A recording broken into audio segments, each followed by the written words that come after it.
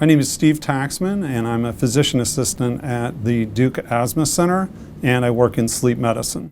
I address all sorts of sleep disorders, but primarily sleep apnea, both obstructive sleep apnea and central sleep apnea.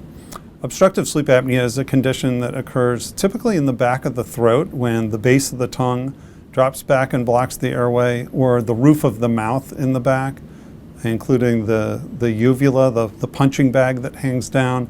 Another form of sleep apnea that we sometimes see is called central sleep apnea, and that's when your brain tells you not to breathe in your sleep, and that can happen for a variety of reasons, sometimes for patients with heart failure and sometimes patients who are on narcotic painkillers.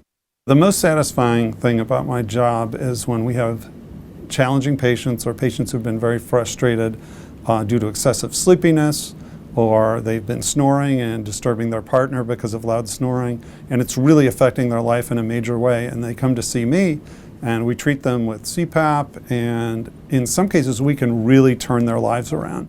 A lot of people are afraid of CPAP and sort of have this idea of the smothering mask that they're not going to be able to tolerate and that it's going to be very challenging.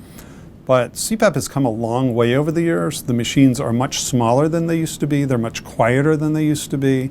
And there are many different kinds of masks, some of which are just small masks that go underneath the nose without even going into the nostrils, and are much easier to tolerate than they used to be.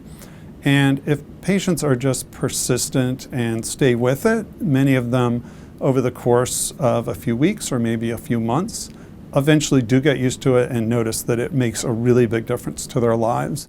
When we take somebody who's stopping breathing 50 or 60 times an hour, and we can get that down sometimes below 5 times an hour, which is our goal, and that patient feels so much better, that just really makes me feel good and like I'm really helping that patient.